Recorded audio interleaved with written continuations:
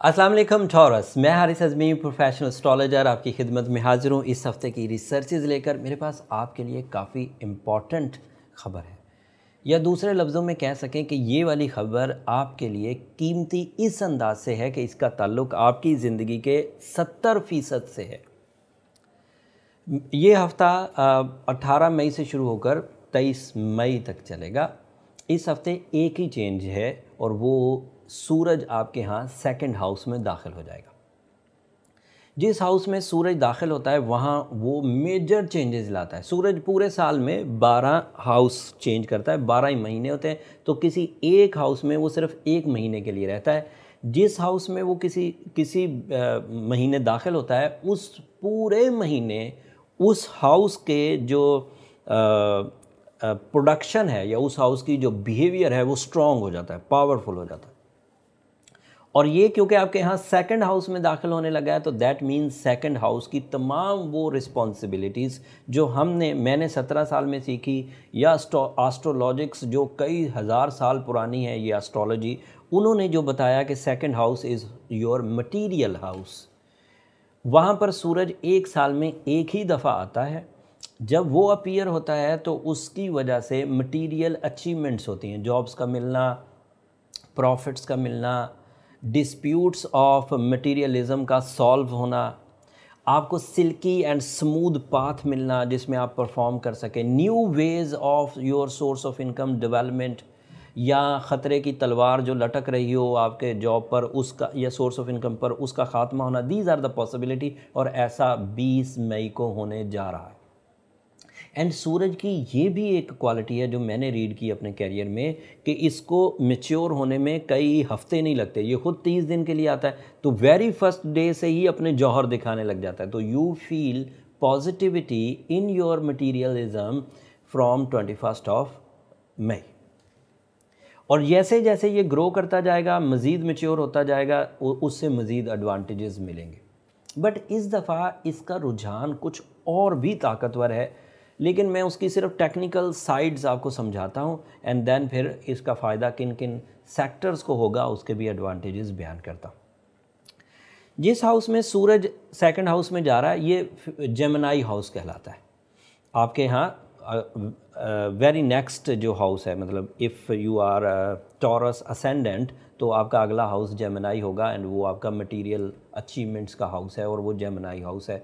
वहाँ पर already Venus मौजूद है, और वीनस रेट्रोग्रेड है। वहाँ ऑलरेडी मरकरी मौजूद है, और अब सूरज भी इंटर हो जाएगा। कुछ दिनों बाद चांद जो होगा, जो ईद का चांद कहलाएगा, वो भी इसी हाउस में होगा, लेकिन वो अगले हफ्ते की प्रेडिक्शन है, तो अगले हफ्ते बयान करूँगा। अब सुने इसकी टेक्निकल साइड। सूरज जब मरकरी के साथ मिलता है और सेकंड हाउस में मिलता है, तो आपका जो टूल ऑफ सक्सेस होगा वो आपका माइंड होगा, आपकी वोकल एबिलिटीज़ होंगी, आपकी communication abilities magical impact generate करेगी, यूजुअल से, अमूमी इम्पैक्ट से कहीं ज़्यादा। दूसरे लफ्ज़ों में आपकी बातों में जादू जैसा असर आएगा जो सामने वाले को अपनी तरफ खींच सकता है बाय योर माइंड एबिलिटीज़। इसमें आप किसी से मर्सी फील मत करें कि वो आपसे हमदर्दी करेगा, आप पर रहम करके आपकी तरफ आ जाएगा कोई बंदा, ऐसा मुमकिन नहीं है। आपको वहाँ अपनी परफॉर्मेंसेस शो करनी होगी। उन परफॉर्मेंसेस में जिस काम में भी आपकी महारत है, उस काम को कर गुजरिए। ये आपके लिए मटेरियल अचीवमेंट्स की वजह बनेगा, और आपके रिग्रेट्स दूर होंगे। कोई आदमी अगर तसलसल से सक्सेसफुल रहे, जैसा कि 20 तारीख से एक्सपेक्टेड है कि टॉरियंस सक्सेसफुल रहेंगे, तो उसका कॉन्फिडेंस लेवल भी इंक्रीज़ करता है। मटेरियल लेवल तो इंक्रीज़ करेगा ही करेगा, पैसे आएंगे, इज़्ज़त आएगी, इख्तियारात आएंगे, वो एक अलग अचीवमेंट है। बट जब पैसे आएंगे, इज़्ज़त आएगी, इख्तियारात आएंगे, फेस वैल्यू आएगी, कनेक्शंस डेवलप होंगे, रिसोर्सेज डेवलप होंगे, तो उसके बदले आप अपनी ज़िंदगी में मज़ीद कामयाबियों का बेस बना रहे होते हैं। और ये साल में एक ही दफ़ा होगा, और जो फ्यूल इन 20 दिनों में मिला, और आप किसी भी डर, खौफ, या retrogression of Saturn, retrogression of Jupiter, retrogression of Venus की जद में आकर बैठे रहे, तो ये बात तय है कि आप साल का सबसे कीमती टाइम वेस्ट कर देंगे। और अगर वो वेस्ट हुआ तो ऐसा दोबारा तो मिलेगा नहीं। फिर इस तरह की पेशंगोइयाँ आपके लिए मैं अगले साल कर पाऊँगा। तो अगर इस साल अपनी सलाहियतों को सही सिमत में यूज़ करना है तो आपको अगले 30 दिन के लिए अपनी कमर कसना होगी। अब इसमें एक अदरवाइज़ नेगेटिव इम्पैक्ट भी है। सूरज और मरकरी का मिलना आपको वोकल कर देगा, और उसी हाउस में आपका वीनस जो आपका रूलिंग भी है वो रेट्रोग्रेड है। वीनस का रेट्रोग्रेड होना मोहब्बत के साइड पर, मोहब्बत के रिश्तों में, रोमानवी अचीवमेंट्स में, रिलेशनशिप साइड पर एक बड़ा इवेंट है। और इस इवेंट को अब आप जब आपके ऊपर इसका नेगेटिव, वीनस का नेगेटिव इम्पैक्ट आ रहा होगा और उधर से सन और मरकरी भी उसी हाउस में होगा और आप वोकल हो रहे होंगे, बहुत बोलते होंगे, बहुत कन्वे करते होंगे बात को, तो वीनस की कमज़ोरी के आलम में आपके दिल में जो होगा वो आपकी ज़ुबान पर आ जाएगा। तो अब आप किसी से नफ़रत अगर हो रही होगी, किसी के बारे में आप नेगेटिव सोच रहे होंगे, तो आप उसे छुपा नहीं पाएंगे, वो सामने आ जाएगा। या तो अगर वो सामने आना ज़रूरी है तो फिर ले आइए, स्ट्रेट फॉरवर्ड होना, ब्लंट होना अगर आपके लिए मुफीद है तो। और अगर उससे रिश्ते मजबूर हो जाएंगे, कमज़ोर हो जाएंगे या पेनल्टीज़ आएगी उन रिश्तों में, तो फिर मोहतात रहिए। अब सूरज की ये जो प्लस पॉइंट है, यही था सूरज और मरकरी के मिल जाने से, क्योंकि आप बहुत वोकल होंगे, रिटर्न भी बहुत होगा, इसी स्टूडेंट्स के लिए बहुत अच्छा है, ये प्लानर्स के लिए बहुत अच्छा है, ये डिज़ाइनर्स के लिए ये बहुत अच्छा है, जहनी काम करने वाले, अदरवाइज़ किसी भी फील्ड से रिलेटेड हों, रिसर्चर्स हों, उनके लिए बहुत अच्छा है। तो टीचर्स और फिर जो भी लोग जहानत से काम करते हैं उनके लिए ये मरकरी एंड वीनस का एक ही हाउस में होना बहुत होता है, और मटीरियल हाउस में होना, सेकंड हाउस में होना तो गैर मामूली है। और फिर वो इजहार मोहब्बत या इजहार अदावत का भी अंदेशा रहेगा during the sun Mercury and Venus conjunction. ये एक ऐसा पहलू है जिसको आपको सोच समझ कर ही गुजारना होगा।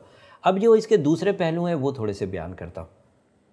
हाउस वाइफ्स के लिए थोड़ा सा एहतियात बरतने की ज़रूरत है, क्योंकि वो वर्किंग होंगी नहीं, कम्युनिकेशन उनकी बहुत स्ट्रॉन्ग हो जाएगी, और उधर से वीनस जो है वो कमज़ोर है। तो कहीं ऐसा ना हो कि वो बहुत तेज़ी से अपनी बातें जो हैं वो तुर्श हों, सख्त हों या अनडाइजेस्टेबल हों, और वो ब्लंटली कहना शुरू कर दें और वो ट्रबल फील करें, तो उससे रिश्ते कमज़ोर होंगे।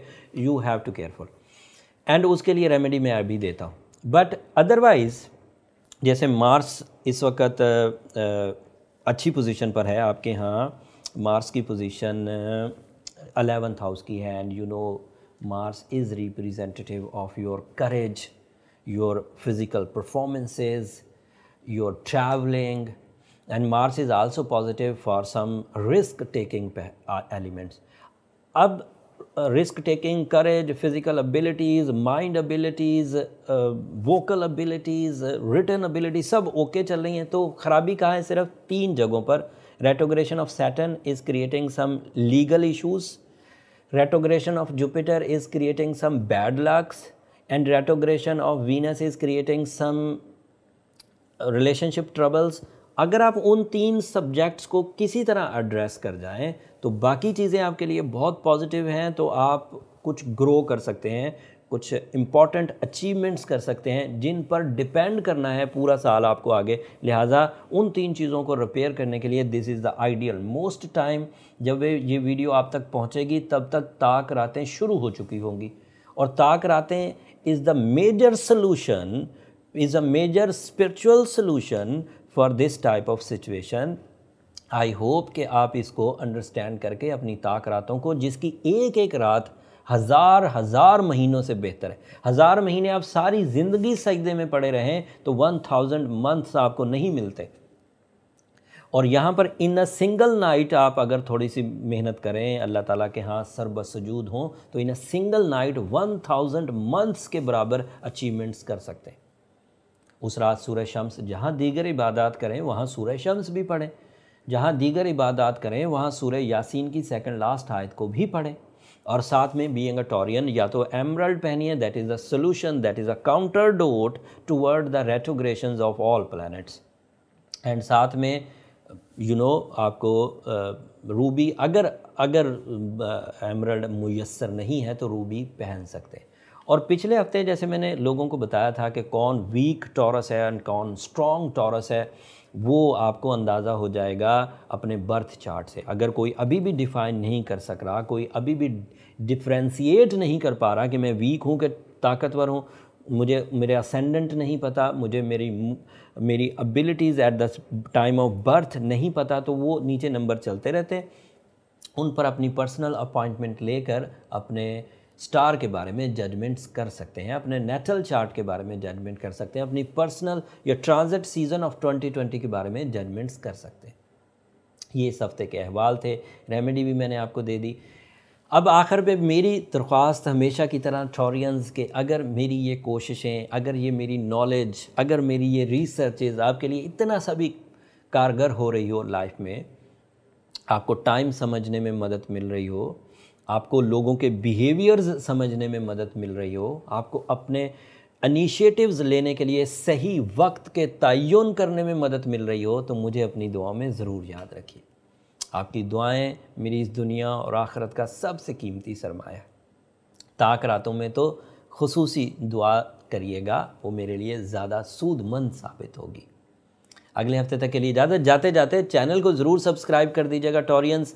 आपकी सब्सक्रिप्शन से हमारी हौसला अफजाई हो जाती है और मेरी टीम के जोश और खरोश में भी काफ़ी इजाफा होता है। अगली वीडियो तक के लिए अल्लाह ने के बाद।